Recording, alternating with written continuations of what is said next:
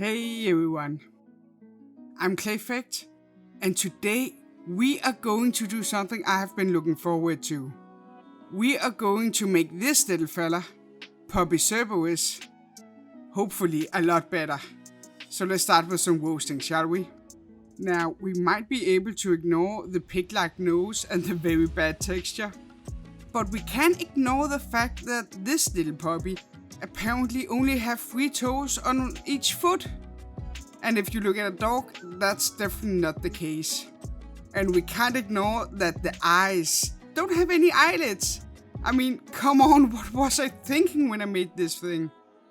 But I have to admit, I think the posture is very cute and the idea is brilliant. So let's try to make him better, shall we?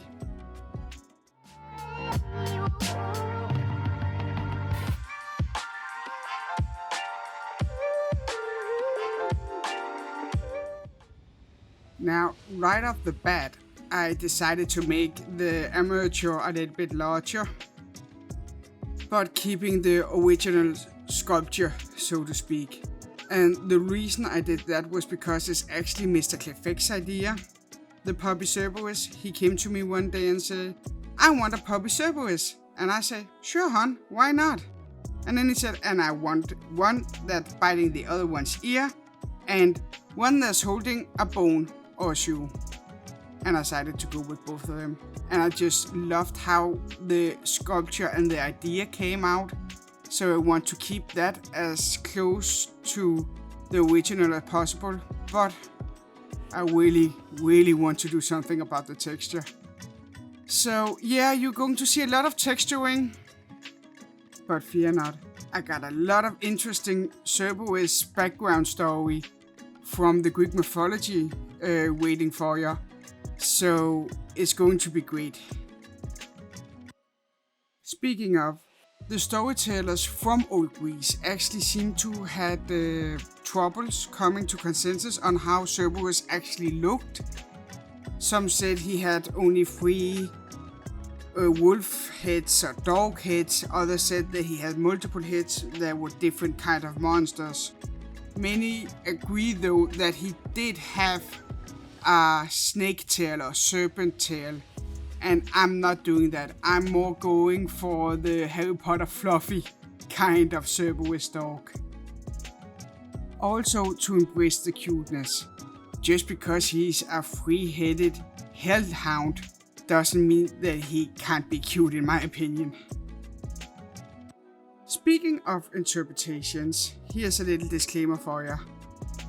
My 5-minute Google search and cross-referencing might not be adequate enough to embrace the full Cerberus. So what I say may and may not be true. But taking the fact that we are talking about a mythological fantasy creature, I will say that it's probably not true anything of it. Anyway, here you see me putting nails on the correct number of toes. Finally, before I detail his legs some more. I want these chubby puppy legs, so to speak. And after that, guess what? More texturing. Now, an interesting thing about Cerberus is that his father, Typhon, was actually the monster of all monsters, and his mother, Echidna, I think she's called, was pretty much the baby mama of all monsters. So not only does he have a lot of siblings, his parents were also very famous, which must have left him pretty confused and must feel a bit left out. Especially if we take into consideration that he was giving to Hades to guard the gates of Styx. I mean, that can't have been easy. No wonder that he got some problems. Now, it is said that Cerberus let everyone who wanted in to the underworld, but it wouldn't let anyone out. If you tried to escape the underworld, he would rip you apart, basically. And some see that as an evil monster just trying to kill something, but what I see is a puppy with abandonment issues, like big time. And it was not like he could confine his problems to any of his siblings.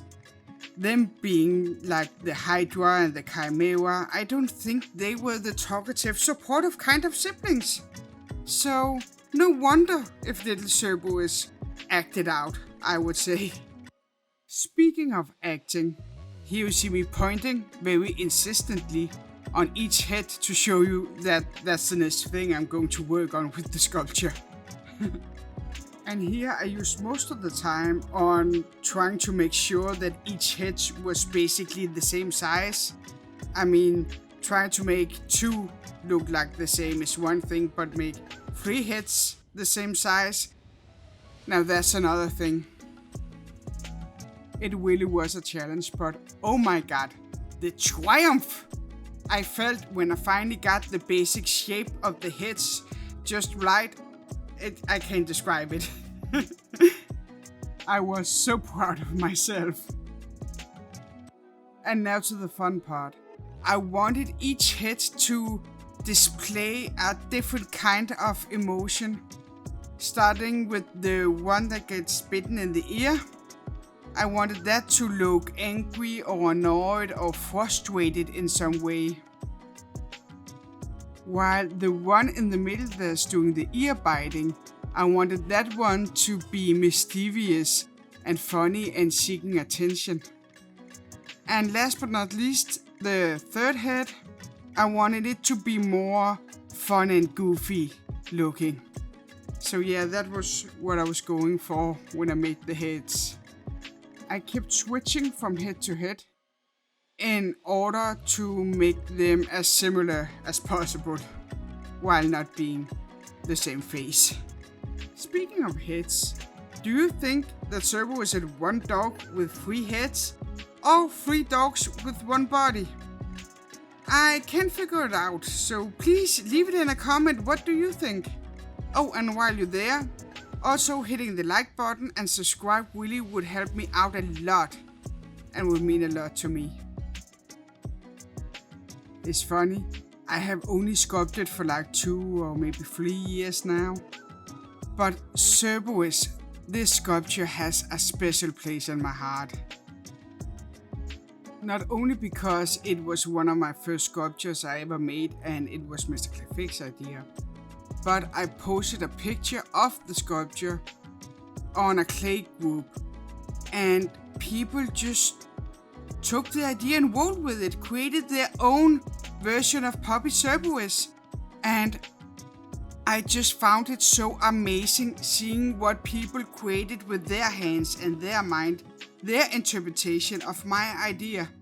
It was so amazing. And that was what inspired me in the end to make this channel. So, if you have a sculpture you are very happy about, please find me on Instagram or Facebook. Just type Clayfect and send it to me. I would love seeing it. But enough about that for now. Let's get back to the sculpture. At this point, I was just so very happy how the heads turned out. The original sculpture, I did take a lot of inspiration from Ace of Clay's grown version of Cerberus, and also the Disney movie Hercules Cerberus, and also of a Doberman and a little bit of a wolf and some other muscle dogs in general. I am a bit of a dog person, or dog nerd you may say, so I had a lot of fun. But what was not fun was trying to place the heads. Oh my god. I have forgotten what big struggle it was the first time, and the second time it wasn't easier at all. Not with the first head though. The first head was easy. No, it was the second head and the third head that got more and more difficult to make. Also because I needed to make sure that I didn't smush the other heads that were already there. It is a challenge, and I will encourage everyone who wants to make a Cerberus to do so, but it's not easy, let me tell ya. Speaking of easy, did you catch my smart way of making ears that looks like each other? I was very proud of that idea. And I think it was about at this point that I couldn't help myself and I made a little story about the sculpture. You may notice that the head with the ear that gets bit has 2 pointy ears, the head in the middle has 2 bent ears, and the head on the side has 1 pointy and 1 bent ear. And that's because the middle head is actually jealous of the head to the other side that has the pointy ears. The middle head's ears has not fully developed yet, so they haven't got pointy. And the head to the side with the bone is just happy with his bone, and the sibling trouble, it doesn't mind that. He just wants his bone and the shoe. Or maybe the shoe more than the bone. I never quite know. Anyway, with his head and his ears on his body now, it was time for his accessories. And I wanted to make the chain bigger than on the original sculpture because I wanted to emphasize that this is not a full-grown Cerberus. This is a Cerberus puppy without a weird snake tail. This is just a free-headed puppy that hasn't done anything wrong yet, that doesn't have pissed Hercules off or anything like that, but just wanted to have pointy ears and a bone with the shoe. Now the big question is there a foot in that shoe? Yeah, I would like to know that too, guys. But what I do know about the shoe is, as fun as it was to make, just as difficult I find it, but I always find manufactured things difficult to make with clay.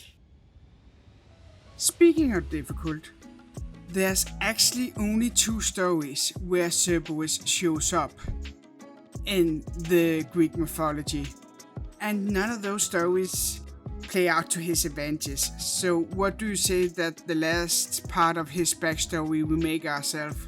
I think this little boy deserves it.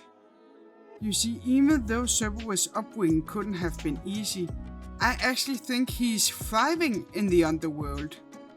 I think that Hades' wife Persephone is spoiling the out of that little puppy. Or big puppy now. And I think he's happy. And that is it for the backstory, and then I think we should move on to the painting. Even though I'm not a big fan of painting, I actually enjoyed this one. Especially because it was so darn easy to paint compared to so many other things. I gave him a black undercoat before I started dry brushing him in a very dark grey color. And when that was done, all I had to do was paint his accessories. I painted his chain black before I went in with a dark iron color to fit in with the soon-to-be an evil monster vibe. Oh, and if you're worried about my dry brushing and how splotchy it looks there, don't worry, I fixed that one later. Anyway, after his chain was done, I started to work on the bone and the shoe. And while I was doing that, I kept debating with myself how I wanted the eyes. The eyes on the old sculpture sort of seemed like soulless bug eyes to me. So I wanted some more character into them, but I didn't want them to be too scary at the same time. So I had a lot of problems with that, until I finally decided to say sculpt and just paint them blood red. It was the pupils in the eyes that needed to give it some more soul and character, I think. And I just love especially the grumpy head, how it looked. I am so happy how this sculpture turned out, and I have to say, at this point, it is my favorite sculpture of all time. It's funny how dead and how meh eyes can look until they get that little white shine. 2 white dots can really do the world of difference. But with the small white dots in place, all I had to do was give some gloss to the eyes and the nose. And that was it for this sculpture and it for this video. I am so happy how he turned out. And compared to the old one, well, you can't really compare, can you? In my opinion, the newer one is so much better. And I am so proud of the level that I have become. And of course I wish to become even better. But right now I will give myself a little pat on the back. I mean, come on! Look at that monstrum. He's so beautiful now. Anyway guys, thank you so much for watching. I hope to see you next time. But if you can wait until next time, why not click on the square to your right? Then you can see if I can do Baby Oogie Boogie better. Until then, bye!